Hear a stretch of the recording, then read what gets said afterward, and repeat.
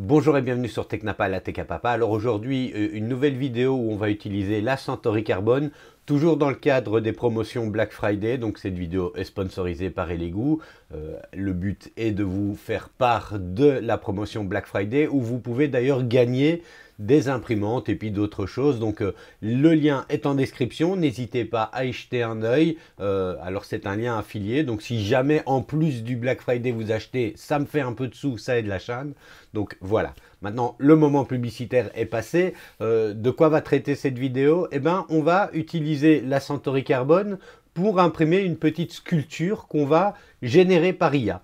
Alors dans cette vidéo, je vais uniquement utiliser des outils accessibles gratuitement. Habituellement, moi, ce que je vous montrerai, par exemple supprimer un arrière-plan et tout ça, je le ferai avec Photoshop, une licence payante, parce que j'ai une licence payante à la suite de Adobe. Mais on va utiliser ici des outils gratuits et des outils et des IA qui sont gratuites et qui fonctionnent vraiment super bien. Allez, c'est parti!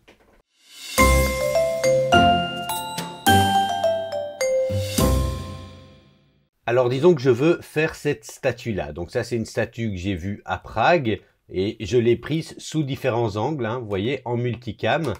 Et ben voilà, je vais vouloir la modéliser et l'imprimer. Premièrement, pour l'IA, pour éviter les choses un peu inutiles, ce que je vais faire, c'est venir supprimer le fond de cette image. Alors moi j'utilise habituellement Photoshop, mais on a ici un outil de Adobe qui est gratuit, qui s'appelle Remove the Background. Donc c'est un outil d'Adobe Express. Donc je viens prendre ma photo. Alors comme vous allez voir, on va utiliser plusieurs photos, va falloir recommencer plusieurs fois. Donc il charge la photo et là il supprime. Donc voilà, je l'ai là, c'est parfait. Je la télécharge et je recommence avec mes autres photos. Voilà la deuxième.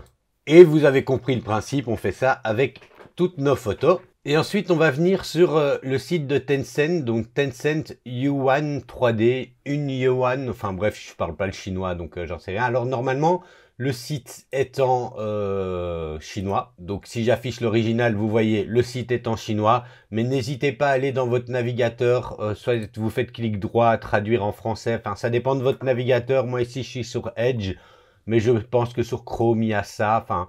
Il y a moyen de traduire et sinon, c'est pas très compliqué. Donc ici, j'ai traduit l'interface en français avec cette IA-là. Et franchement, pour moi, c'est l'IA qui marche le mieux, véritablement.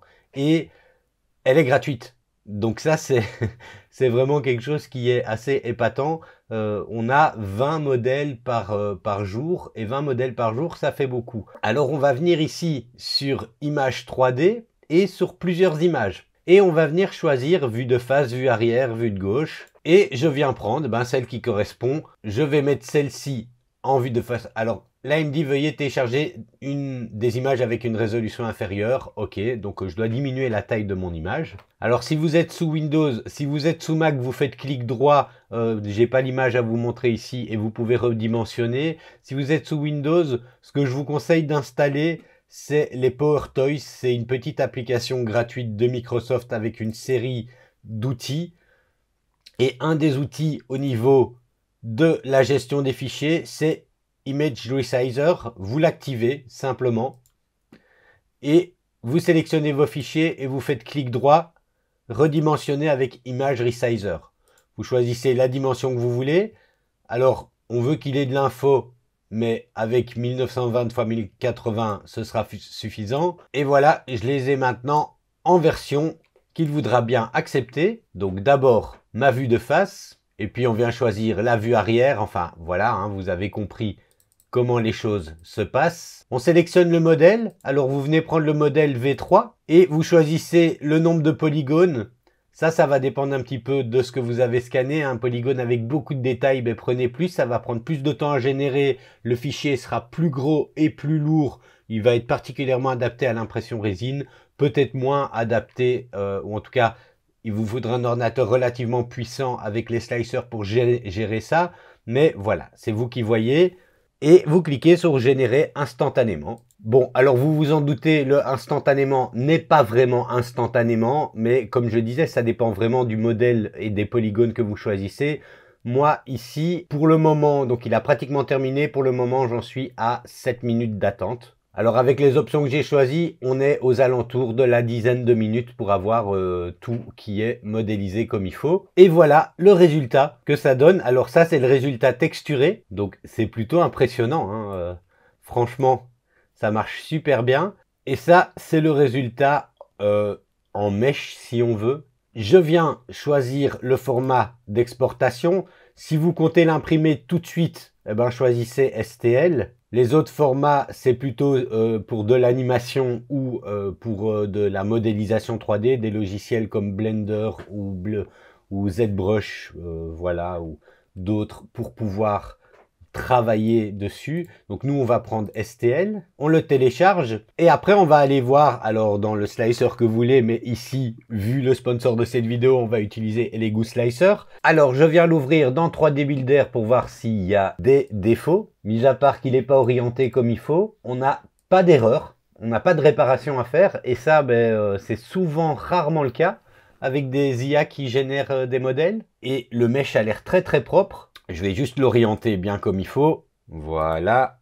On va le redéposer comme ça. Quand je l'importerai dans Elegoo Slicer, il sera directement au bon endroit. Et voilà ma statue. Je vous remonte l'original ici, le modèle. Alors, c'est peut-être pas encore du niveau d'arriver à faire une reproduction parfaite comme on pourrait avoir avec les meilleurs scanners 3D. Mais si on voit quelque chose qui nous inspire pour nous faire une petite statue, eh ben, ça donne quand même vraiment pas mal. Donc maintenant, ce que je vais faire, c'est... Juste ici en dessous, je vois que c'est pas entièrement plat. Donc ce que je vais faire, c'est venir couper juste un peu pour que ça s'imprime quand même vraiment à plat au niveau des pieds, comme ça. Hop. Et je conserve uniquement la partie supérieure. Et voilà, comme ça s'imprimera à plat et j'aurai pas de problème. Bon, et ben maintenant, on va faire l'impression. Je pense quand même qu'il va avoir besoin de générer des petits supports pour ici à l'intérieur pour que ce soit relativement propre. Mais sinon, je pense que peu de supports étaient nécessaires. Et je vais utiliser le Elegoo PETG CF que j'avais présenté dans ma vidéo sur la calibration du filament. Comme ça, c'est une bonne manière de l'utiliser. Et on va l'imprimer de manière très très fine.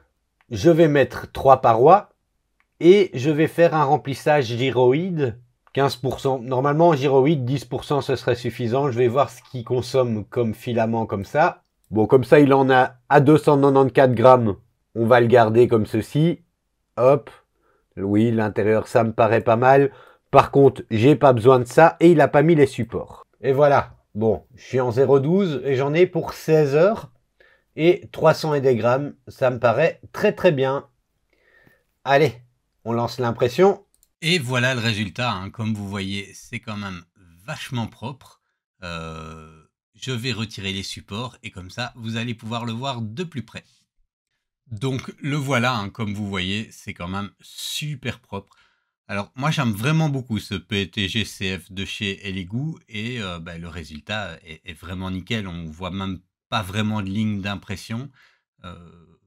Et pour une, vous avez vu, hein, ça s'est fait très vite avec juste de l'IA et 4 photos. Donc moi je trouve ça vraiment épatant et je trouve que ça ouvre quand même pas mal de perspectives pour, voilà, pour des monuments et autres choses comme ça.